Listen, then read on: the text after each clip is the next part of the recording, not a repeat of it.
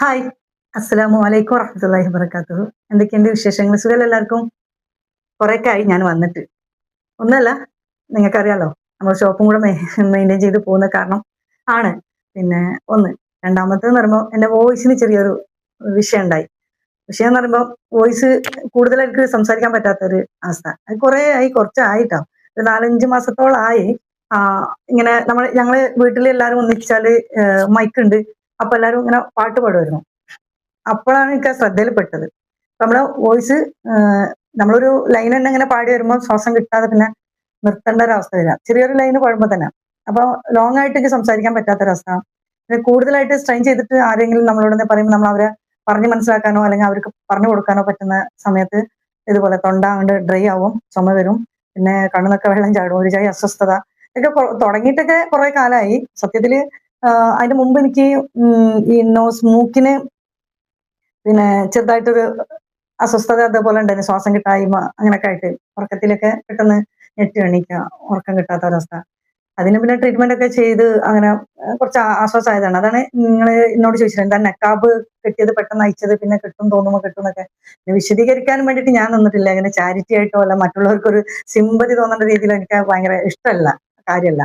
അതുകൊണ്ട് തന്നെ ഞാനത് തിരുത്താണ്ടാക്കാനും പോയില്ല. പറയുന്നവർ പറയട്ടെ. നമുക്ക് ആഗ്രഹം മനസ്സിലുണ്ട്, പക്ഷെ നമുക്കത് ചെയ്യാൻ പറ്റാത്തൊരു സിറ്റുവേഷൻ വരികയാണ്. നക്കാബ് വീണ്ടും കെട്ടിയപ്പം എനിക്ക് ശ്വാസത്തിന് അസ്വസ്ഥതയൊക്കെ വന്നു. പിന്നെ അങ്ങനെയാണ് അത് വീണ്ടും ഞാൻ ഒഴിവാക്കുന്നത്. മാസ്ക് പോലും എനിക്ക് ഇടാൻ പറ്റില്ല.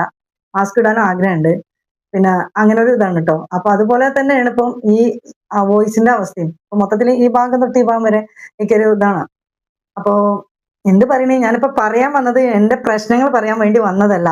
ഇതൊക്കെ ഇങ്ങനെ നടന്നുകൊണ്ടിരിക്കുന്നു, നമ്മൾ ജീവിച്ചുകൊണ്ടിരിക്കുന്നു. അൽഹംദുലില്ലാഹ് ഇന്ന് ഇങ്ങനെയെങ്കിലും സംസാരിക്കാൻ അള്ളാഹു കഴിവ് തന്ന് അതിന് അള്ളാഹുവിനെ സ്തുതി. പിന്നെ അതുകൊണ്ടൊന്നല്ല, ഇങ്ങനെയുള്ള ഒരു അവസ്ഥ ഇനി വേറെ ആർക്കും വരാതിരിക്കട്ടെ എന്ന് പറയാൻ വേണ്ടിട്ട് ഒന്നല്ല. എന്താണ് പ്രശ്നം എന്ന് പറഞ്ഞാല് എനിക്കിപ്പോ തീരെ കണ്ട് വോയിസ് കിട്ടാത്തൊരവസ്ഥ. അതായത് മെല്ലെ നമ്മൾ ഒരാളോട് കാര്യം പറയുമ്പോൾ കുറച്ച് കഴിഞ്ഞിട്ടാണ് വോയിസ് പുറത്ത് വരുന്നത്. നമ്മൾ പറയാൻ ശ്രമിക്കുന്നതിന് ശേഷം ആണ് പിന്നെ വോയിസ് കൊണ്ട് വരുന്നത്. അങ്ങനെ ഒരു ഭയങ്കരമായിട്ടൊരു ഫീൽ ചെയ്യലും ബുദ്ധിമുട്ടൊക്കെ ആയപ്പോൾ ഞാൻ വിചാരിച്ച് എനിക്ക് പണ്ട്, അതായത് മകനൊക്കെ പ്രസവിക്കുന്നതിന് മുമ്പ്, പെൺകുട്ടികളെ പ്രസവിച്ച സമയത്ത്, അതായത് ഒരു 18 വയസ്സൊക്കെ ആകുമ്പോൾ എനിക്ക് പെട്ടെന്ന് വോയിസ് ഉണ്ട് പറ്റ പോയിരുന്നു. അപ്പൊ അത് ഗുജറാത്തിലാവുന്ന സമയത്താണ്. അപ്പൊ അങ്ങനെ ഒരു സിറ്റുവേഷൻ എനിക്ക് വന്ന്, അതായത് ഉറക്കത്തിൽ നിന്ന് എണീറ്റപ്പോ അതുവരെ എനിക്കൊരു കുഴപ്പമില്ലായിരുന്നു. ഉറക്കത്തിൽ നിന്ന് എണീറ്റപ്പം പറ്റായിട്ട് ഞാൻ സൈലന്റ് ആയി. അങ്ങനെ ഇക്കാനെ വിളിച്ച് കാര്യങ്ങൾ ഇങ്ങനെ പറയുമ്പോൾ പറയാൻ പോലും പറ്റാത്ത അവസ്ഥ അങ്ങനെ കാണിച്ചപ്പോ ആള് കളിയാക്കാൻ രാവിലെ എണീച്ചിട്ടെന്ന് വിചാരിച്ചിട്ട് പിന്നെയും കിടന്നു. പിന്നെ അങ്ങനെ പറഞ്ഞ് പിന്നെയും പിന്നെ വിളിച്ചിട്ട് ഇങ്ങനെ കാട്ടിയപ്പോൾ ഞാൻ കരച്ചു തുടങ്ങിയപ്പോഴാണ് ആൾക്ക് സീരിയസ് ആണെന്നുള്ള മനസ്സിലാണത്. അങ്ങനെ ഹോസ്പിറ്റലിൽ കൊണ്ടുപോകുന്നൊക്കെ അവിടുന്ന് പിന്നെ അതൊക്കെ ട്രീറ്റ്മെന്റ് ചെയ്ത് ശരിയായിട്ടോ. അപ്പം അങ്ങനെ ഒരു അവസ്ഥ ഇനി വരുമോ എന്നുള്ള ഒരു പേടി കൊണ്ടാണ് ഞാൻ ഡോക്ടറെ കാണാമെന്ന് വിചാരിച്ചത്. അങ്ങനെ നമ്മളിവിടെ അടുത്തുള്ള ചമ്രവട്ടം റൂട്ടിൽ ഉള്ള ആലത്തൂരാണ് ഞാൻ താമസിക്കുന്നത്. അവിടെ അടുത്തുള്ള ഒരു പ്രശസ്തമായിട്ട് ഒരു ഹോസ്പിറ്റലാണ്. ഹോസ്പിറ്റലിന്റെ പേരൊന്നും ഞാൻ പറഞ്ഞില്ല, കാരണം നമ്മളെ പോലുള്ള മണ്ടന്മാരെ ഇതൊക്കെ പറയുള്ളൂ, ബാക്കിയുള്ളവരൊന്നും പറയില്ല എന്നുള്ളത് നമുക്ക് പൂർണ്ണ ഉറപ്പാണ്. കാരണം അവിടെ വരുന്നവർ എന്ത് കണ്ടിട്ടാണ് വരുന്നതെന്ന് എനിക്കറിയില്ല. ചാക്ക് കണക്കിന് പണം കൊണ്ടോ അല്ലെങ്കിൽ കവറിലോ പൈസ നിറച്ചിട്ട് വേണം അവിടെ കൊണ്ടുപോകാൻ. എന്നാലേ നമുക്ക് അവിടുന്ന് എന്തെങ്കിലും ഒരു ട്രീറ്റ്മെന്റ് കിട്ടുള്ളൂ. പല പ്രാവശ്യമായിട്ട് എനിക്ക് അനുഭവം വന്നിട്ടുള്ളതാണ്. ഞാൻ ഫെസിലിറ്റി ഉണ്ടല്ലോ ഇവിടെ അടുത്തല്ലേ എന്ന് പോയി നോക്കാം. അവരെന്താ പറയുന്നുണ്ടെങ്കിൽ അതിനനുസരിച്ച് നമുക്ക് വേറെ ഏതെങ്കിലും ഹോസ്പിറ്റലിൽ പോവാം, ട്രീറ്റ്മെന്റ് ചെയ്യാം. അല്ല വേറെ പിന്നെ നമുക്ക് അതിനെന്തെങ്കിലും പരിഹാരം ചെയ്യാം എന്ന് വിചാരിച്ച് എന്താണ് കാരണം എന്ന് അറിയാൻ വേണ്ടിയിട്ടാണ് ആ ഹോസ്പിറ്റലിൽ പോയി കാര്യങ്ങൾ പറഞ്ഞു. ENT തന്നെ കണ്ടത്. കാണിച്ചപ്പം ആള് നോക്കിയിട്ടൊന്നും പ്രശ്നങ്ങളൊന്നും ഇല്ല എന്ന് പറഞ്ഞു. തൊണ്ടവേദന ഇല്ല, പിന്നെ ചുമയില്ല, പിന്നെ നീർക്കെട്ട് അങ്ങനെ കാണാനൊന്നുമില്ല. പിന്നെ പ്രസ് ചെയ്തിട്ടൊക്കെ നോക്കി, ഉള്ളിൽ കൂടെ നോക്കി, അവിടെ ഒന്നും കാണുന്നില്ല. അപ്പൊ ഞങ്ങളോട് പറഞ്ഞു ഈ ഇതുപോലെ ഒരു ഒരു നോള പോലെ ഒരു ഒരു എന്താ പറയാ ഡബിൾ ആയിട്ട് വോയിസ് ഇങ്ങനെ ഒരു എന്നുള്ളൊരു സൗണ്ട് ഉള്ളിൽ നമുക്കൊരു അസ്വസ്ഥത ഉണ്ടാവും. അങ്ങനെയാണ് വരുന്നത്. അത് കാരണം നമുക്ക് വീഡിയോ ഒന്നും ചെയ്യാത്തതൊക്കെ അങ്ങനെ തന്നെയാണ്. ആ ഒരു വിഷയം കൊണ്ടാണ്. ഇപ്പൊ ഞാൻ ടാബ്ലറ്റ് കഴിക്കുന്നുണ്ട്. ഇന്നലെയാണ് ഞാൻ പോയത്. ഇങ്ങനെ ഇങ്ങനെ സൗണ്ട് ആക്കരുതെന്നും പറഞ്ഞിരുന്നു. അങ്ങനെ ഡോക്ടർ പറഞ്ഞു ഒരു ലൈറ്റ് അടിച്ച് നോക്കണം എന്ന് പറഞ്ഞു. കുഴപ്പമൊന്നുമില്ല, നമ്മൾ ലൈറ്റ് എണ്ണം അടിച്ച് നോക്കാം. എന്താണെന്ന് നോക്കി വെക്കാം ലൈറ്റ് അടിച്ചിട്ട്. സാധാരണ ഈ മൂക്കിന്റെ ചെവിന്റെ ഇതൊക്കെ പ്രശ്നം ഉണ്ടാകുമ്പോൾ ലൈറ്റ് അടിക്കുമ്പോൾ നെറ്റിൽ ഒരു ഇതുണ്ടാവുമല്ലോ, അത് വെച്ചിട്ട് അതിലൊരു ലൈറ്റ് ഉണ്ടാവുമല്ലോ, ആ ലൈറ്റ് ആയിട്ട് ഇങ്ങനെ നോക്കുമല്ലോ. അങ്ങനെ തന്നെ ഞാനും വിചാരിച്ചിരുന്നത്. അങ്ങനെ അടിച്ച് നോക്കാനായിരിക്കും എന്ന് വിചാരിച്ചു. എന്നോട് പറഞ്ഞ് ആ ചെയറിൽ ചാരി ഇരുന്നോളൂ എന്ന് പറഞ്ഞു. അങ്ങനെ ചാരി ഇരുന്നു. അങ്ങനെ ഡോക്ടർ വന്ന് പിന്നെ ആദ്യം പറഞ്ഞു വായൊന്ന് തുറക്കോ, ഒരു ചെറിയൊരു സ്പ്രേ ചെയ്യാനുണ്ട് എന്ന്. ഞാൻ വിചാരിച്ചു അണുക്കൾ ഇല്ലാതിരിക്കാനുള്ള അവർക്ക് നോക്കുന്നതല്ലേ എന്ന് വിചാരിച്ചു. എനിക്കറിയില്ല കേട്ടോ ഇതെന്താ സിസ്റ്റം എന്നുള്ളത്. നമ്മൾ എല്ലാ മേഖലയൊന്നും ആരും പഠിച്ചിട്ടുണ്ടാവില്ലല്ലോ. ഓരോ ഘട്ടം വരുമ്പോഴല്ലേ ആ അവസ്ഥ നമ്മൾ അറിയാം. അങ്ങനെ ആ ഇത് സ്പ്രേ അടിച്ചു. കുറച്ച് കഴിഞ്ഞപ്പോൾ അവർ പറഞ്ഞു എന്നോട്, നിങ്ങളത് കുറച്ചു നേരം വായിൽ വെച്ചിരിക്കണം കേട്ടോ എന്നാണ്. ഞാൻ വിചാരിച്ചത് ആയിരിക്കും.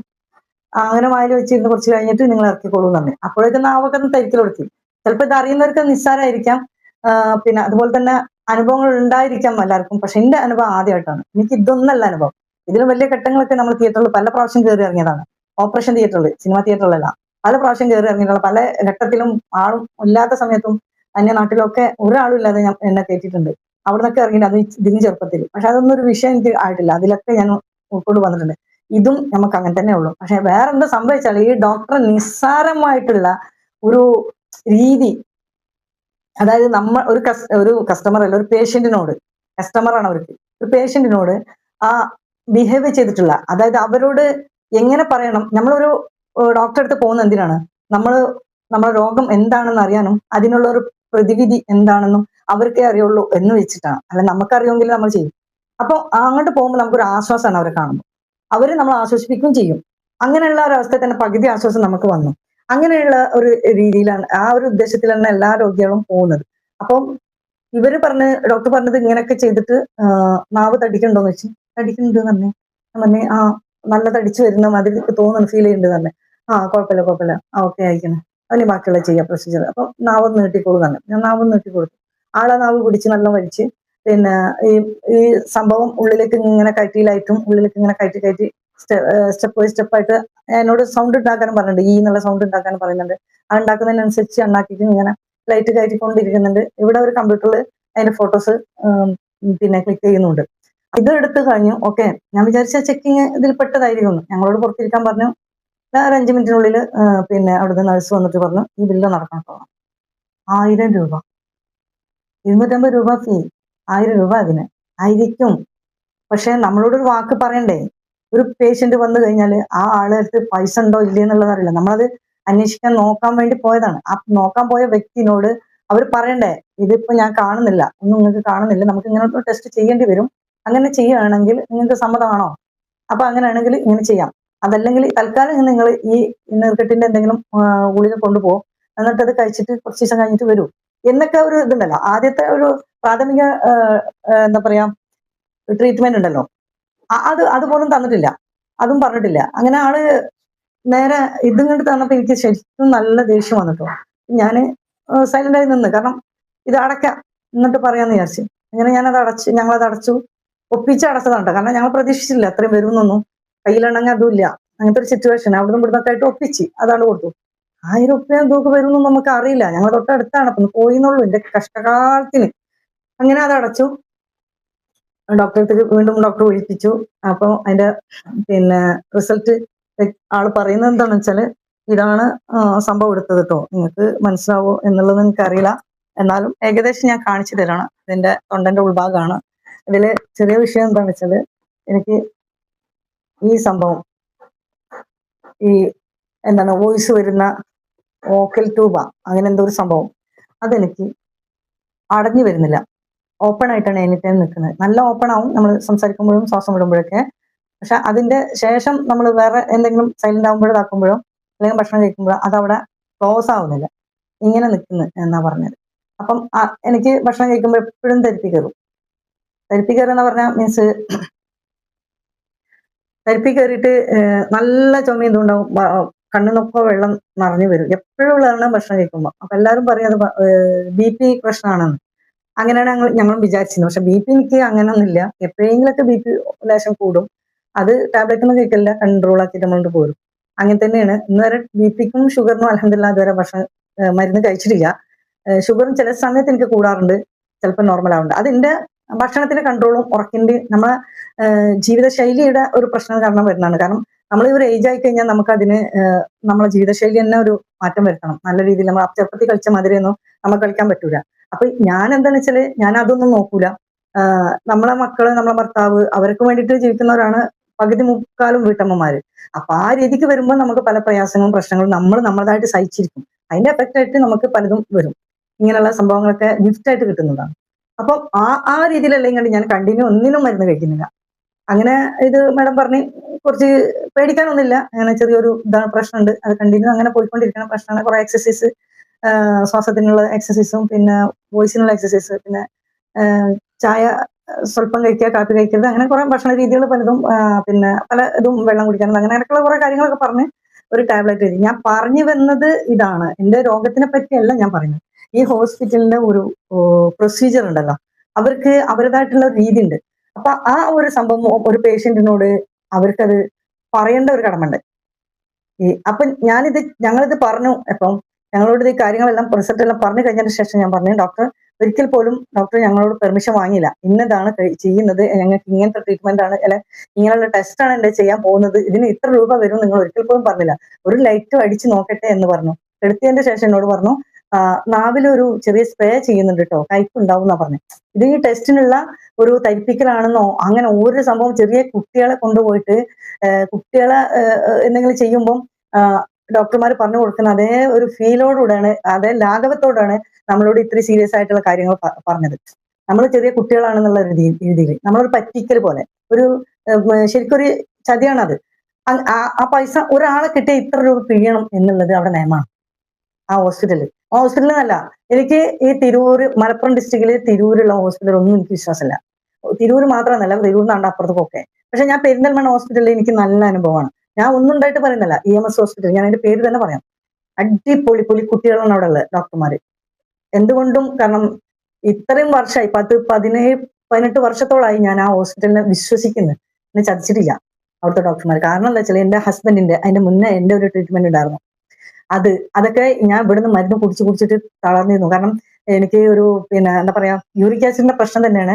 അപ്പം ആ ഒരു സംഭവത്തിൽ ഇവിടെ മരുന്ന് കഴിച്ചിട്ട് എനിക്ക് ഒരു ആശ്വാസം കിട്ടിയില്ലേ. അവിടെ പോയപ്പോൾ എനിക്ക് അങ്ങനെ, അതിന്റെ ശേഷം എന്റെ ഹസ്ബൻഡിന് ഇത്രയും ചികിത്സ അവിടെ ചെയ്തിട്ടും പിടുത്തം കിട്ടാതെ അവിടെ പോയപ്പം അവിടെ നിന്നാണ് ആദ്യമായിട്ട് ആ സാറ് പറഞ്ഞത്, 12 ദിവസത്തെ കോഴ്സിന് എനിക്ക് വിട്ടു തരണം ഹസ്ബൻഡിനെ, നിങ്ങൾ അതിന് സഹകരിക്കുകയാണെങ്കിൽ ഞാൻ പറഞ്ഞു തരാം എന്താണ് അസുഖം എന്ന്. അപ്പോഴാണ് അവിടെ നിന്നാണ് തീരുമാനമായത് ക്യാൻസർ ആണെന്ന്. അതുവരെ എന്താണ് പിടുത്തം കിട്ടാൻ നടക്കുന്നത്. അപ്പം അവിടുന്ന് പിന്നെ ആ ട്രീറ്റ്മെന്റ് കൂടെ അവര് നമ്മളെ ഒരുപാട് സപ്പോർട്ട് ചെയ്തിട്ടുണ്ട്. ഒരുപാട് എന്താ പറയാ, പൈസയും നമുക്ക് ലാഭം കിട്ടിയിട്ടുണ്ട്. മറ്റുള്ള ഹോസ്പിറ്റലിൽ കൊടുത്തതിന്റെ കാലൊരു പൊതി പോലും അവിടെ വന്നിട്ടില്ല. ഇതുപോലെ തന്നെ അതിന്റെ ശേഷം എനിക്ക് ചെറിയൊരു രീതിയിൽ ഗവൺമെന്റ് ഹോസ്പിറ്റലിൽ എനിക്ക് എന്തൊക്കെയോ ബോഡിയിൽ നീര് വരലും പെയിനും തലവേദനയും ഒക്കെ ആയിട്ട് ഞങ്ങൾ കാണിച്ചപ്പം അവിടുന്ന് ബ്ലഡ് ടെസ്റ്റ് ചെയ്തിട്ട് അവർ പറഞ്ഞത് എന്താ വെച്ചാൽ എനിക്ക് 2 കിഡ്നി ഫെയിൽ ആയിട്ടാണ് പറഞ്ഞത്. അങ്ങനെ അവിടുന്ന് ആ ട്രീറ്റ്മെന്റിന് ഇതുണ്ടായിരുന്നു. അവിടെ നിന്ന് ഞാൻ നേരെ പോയത് ഈ ഹോസ്പിറ്റലിലാണ്. അവർ ആ ഗുളികയും മരുന്നും അപ്പാട് അവർ പറഞ്ഞു അവിടുത്തെ ടെസ്റ്റ് ഞാൻ സ്വീകരിക്കില്ല, ഇവിടുന്ന് ടെസ്റ്റ് വേറെ ചെയ്യണമെന്നാണ്. അവിടുന്ന് ടെസ്റ്റ് ചെയ്തു. അതിന്റെ മൊത്തം ഗുളികൾ സാർ പറഞ്ഞ് ഒഴിവാക്കണം. അപ്പൊ അവിടുന്ന് ഒരു ഗുളിക പോലും എഴുതിയില്ല. ഒന്നുമില്ല ഇയാൾക്ക്, നല്ല ഹെൽത്തി കിഡ്നിയാണ്, ഇയാളുടെ പ്രശ്നമൊന്നുമില്ല, പോയിക്കോളൂ എന്ന് പറഞ്ഞു. മരുന്ന് എഴുതണമെങ്കിലല്ലേ എഴുതണ്ടുള്ളൂ എന്ന് പറഞ്ഞു. അതിലൊക്കെ എനിക്ക് അവിടെ ആ ഹോസ്പിറ്റലിനോട് അത്രയും റെസ്പെക്ട് ഉണ്ട്. അപ്പൊ അതുകൊണ്ട് തന്നെ ഇനിയിപ്പോ പോകണമെന്ന് പറഞ്ഞാൽ ഞാൻ അങ്ങോട്ട് പോകാൻ ഉദ്ദേശിച്ചാണ്, ജസ്റ്റ് ഒന്ന് പോയി എന്നുള്ളൂ ഇവിടെ. പിന്നെ എനിക്ക് വിശ്വാസം, എന്റെ മകനെ പിന്നെ അതുപോലെ മരുമകളൊക്കെ ഞാനിപ്പോ അവിടെ പോകാനാണ് അവരോട് പറഞ്ഞിട്ടുള്ളത്, സജഷൻ ചെയ്തിട്ടുള്ളത്, ചെയ്യുന്നുണ്ട്. അപ്പൊ ഈ ഡോക്ടർ പറഞ്ഞത് എന്താണെന്നറിയാം, ഈ ഹോസ്പിറ്റലിൽ ഞാൻ പോയപ്പോ ഞങ്ങൾ ഇത് സംസാരിച്ചപ്പോ ഡോക്ടർ എന്താ പറഞ്ഞതെന്നറിയോ, അത് നിങ്ങളെ കണ്ടാൽ അങ്ങനെ തോന്നൂലല്ലോ, പിന്നെ ഇവിടെ വരുന്നവരോടൊക്കെ നമ്മൾ അങ്ങോട്ട് പറയും ഒരു 1000 രൂപയല്ലേ, എന്തിനാ നിങ്ങളത് കാത്തിക്കുന്നത്, എന്തെന്നെ ആയാലും ശരി അത് ടെസ്റ്റ് ചെയ്താൽ പോരെ, നിങ്ങൾക്ക് ഇപ്പൊ ഞങ്ങളോട് നിങ്ങൾക്ക് കണ്ടാൽ ഞങ്ങൾ അറിയില്ല, ഒരു 1000 റുപ്യ ഞങ്ങളെ കയ്യിൽ ഉണ്ടാവില്ല, 10,000. എന്നിട്ട് പിന്നെ ആ നഴ്സിനോട് പറയണേ, 1000 അല്ലേ, 10,000 20,000 ഒന്നും ഞങ്ങൾ ചോദിച്ചില്ലല്ലോ, ഞങ്ങൾ വാങ്ങിയിട്ടില്ലല്ലോ. ഇത്ര സില്ലി ആയിട്ടാണ് അവർ പറഞ്ഞത്. ഞാൻ പറഞ്ഞേ, നിങ്ങൾക്ക് 1000 നിസ്സാരമായിരിക്കും, കാരണം പലയിടത്തും നിങ്ങൾ വാങ്ങാണ്, ഞങ്ങൾ അങ്ങനെ കൊടുക്കണം, ഞങ്ങൾക്ക് അത് വില ഉള്ളതാണ്. 1000 കൊണ്ട് ഞങ്ങൾക്ക് പല കാര്യങ്ങൾ ചെയ്യാൻ പറ്റും. അപ്പൊ അത് ഒരു ചെക്കപ്പിന് വേണ്ടി ഇത്ര വരുന്നുണ്ടെങ്കിൽ പോലും നമ്മളോട് അതിന്റെ ഒരു പറയേണ്ട ഒരു കടമ അവർക്കില്ലേ, പിടിച്ചു വാങ്ങലല്ലല്ലോ. അപ്പൊ ഒരു പേഷ്യന്റ് ഒരു പ്രാവശ്യം പോയി കഴിഞ്ഞാൽ വിവരമുള്ളവര്, അല്ലെങ്കിൽ കയ്യിൽ പണത്തിന് മൂല്യം കാണുന്നവര് പിന്നെ അങ്ങോട്ട് പോകൂല, അത്രേ ഉള്ളൂ. പിന്നെ ഇപ്പൊ 2 ആഴ്ച കഴിഞ്ഞിട്ട് ഇങ്ങോട്ട് ചെല്ലാൻ പറഞ്ഞു ഈ മരുന്നൊക്കെ കുടിച്ചിട്ട്. അപ്പൊ ഈ 2 ആഴ്ച കഴിഞ്ഞിട്ട് ചെല്ലുമ്പോൾ വീണ്ടും ഫീസ് വേണ്ടി വരും. ഒരാഴ്ച അല്ല 5 ദിവസത്തിനുള്ളിൽ പോവുകയാണെങ്കിൽ ഫീസ് വേണ്ട. അപ്പൊ 5 ദിവസത്തിനുള്ള ഗുളികയല്ല 2 ആഴ്ച, ഒരു കോഴ്സ് അല്ലേ എന്ന് ചോദിക്കും. കോഴ്സ് എന്ന് പറയുന്നത് ഒരു 5 ദിവസം കഴിച്ചാലും കോഴ്സ് മനസ്സിലാവും, കാരണം അത്ര വലിയ അസുഖങ്ങളൊന്നും ആയിട്ട് നിൽക്കുന്ന വ്യക്തിയല്ല. അപ്പം നമുക്ക് അവിടുത്തെ ടെസ്റ്റിന് തന്നിട്ടുള്ളതാണ്. ഞാൻ ഏതായാലും പോകാൻ ഉദ്ദേശിച്ചില്ല, അത് വേറെ കാര്യം. പക്ഷെ ഇങ്ങനെയുള്ള ഒരു അവസ്ഥ നിങ്ങൾക്കാർക്കും വന്നിട്ടുണ്ടെങ്കിൽ നിങ്ങളെ അനുഭവം ഒന്ന് അറിയിക്കണം. പല ഹോസ്പിറ്റലിലും പല ആൾക്കാരും പല ഹോസ്പിറ്റലിലെ അവസ്ഥകളും ഇങ്ങനെ പറയാറുണ്ട്. പക്ഷെ എനിക്കിത് ഭയങ്കരമായിട്ട് ഫീൽ ചെയ്തു. എന്താ വെച്ചാല് നമ്മളൊരു പറ്റിച്ച മാതിരിയായിപ്പോയി. ഇത്ര ഏജ്, നമ്മളെ ഏജ് വരെ അവിടെ എഴുതി കൊടുക്കുന്നുണ്ട്. നമ്മളെ കൂടെ ഒരു ആണുണ്ട്, ആൾക്കും അത്യാവശ്യം ഏജ് ഉള്ള ആളാണ്. ഈ ചെറിയ കുട്ടികളോട് ഒരു എന്താ പറയാ, മാഞ്ഞാളം കളിക്കുന്ന ഒരു കാട്ടിക്കൂട്ടലാണ് ചെയ്തത്. അപ്പൊ എന്തായാലും വേണ്ടില്ല, ഞാൻ ഈ കാര്യം മാത്രം പറയാൻ വേണ്ടി വന്നാണ്, നിങ്ങൾ വിചാരിക്കേണ്ട ഞാൻ എന്റെ അസുഖത്തിനെ കുറ്റപ്പെടുത്താൻ വന്നാണെന്ന്. അപ്പൊ ഇങ്ങനെയൊക്കെ ഒരു പ്രശ്നങ്ങളും കൂടെ ഉണ്ടായതുകൊണ്ടാണ് ഞാൻ വീഡിയോ കുറച്ച് ഡിലേ ആക്കുന്നത്. കാരണം എന്റെ ശരിക്കുള്ള വോയിസ് എനിക്ക് ഇപ്പോഴും കിട്ടിയിട്ടില്ല. കിട്ടട്ടെ, അള്ളാഹു അതിന് തൗഫീഖ് നൽകട്ടെ.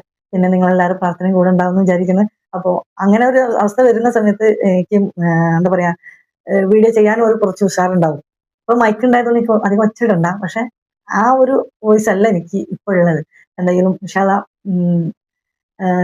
വേറൊരു വീഡിയോസുമായി വരാം. അപ്പൊ നിങ്ങൾക്ക് ഇങ്ങനെയുള്ള ഒരു അനുഭവം ഉണ്ടെങ്കിൽ നിങ്ങളെല്ലാവരും അറിയിക്കണം. പിന്നെ ഞാനിപ്പോ പറഞ്ഞിട്ടുള്ള ഈ കാര്യത്തിനോട് നിങ്ങൾ യോജിക്കുന്നുണ്ടോ, നിങ്ങളുടെ അഭിപ്രായം നെഗറ്റീവ് ആയാലും പോസിറ്റീവ് ആയാലും നിങ്ങൾ അറിയിക്കാം. എത്രേ ഉള്ളൂ. അപ്പൊ ഇൻഷാല്ല ഞാൻ ഷോപ്പിലേക്ക് പോകാൻ നിൽക്കുകയാണ്. അപ്പൊ പിന്നെ ഇന്നലെ പോയി വന്നതല്ലേ, അപ്പൊ ആ ചൂടോടെ തന്നെ ഒന്ന് പറയാമെന്ന് വിചാരിച്ചു. പിന്നേക്ക് വിചാരിക്കും പല കാര്യങ്ങളും പെൻഡിങ് കിടക്കുകയാണ്. ഒരുപാട് വീഡിയോസ് നിങ്ങളോട് പറഞ്ഞത് ഇതിൽ തന്നെ കിടക്കുന്ന, എഡിറ്റിംഗ് ചെയ്യാതെ. പിന്നെ എഡിറ്റിംഗ് ചെയ്യാനുള്ളത് വേറെ, പറയാനുള്ളത് വേറെ ആയിട്ട് ഇങ്ങനെ ഒരുപാടുണ്ട്. ഇൻഷാ അല്ലാ വരാട്ടോ. അപ്പൊ അസ്സലാമു അലൈക്കും വറഹ്മത്തുള്ളാഹി വബറകാതുഹു.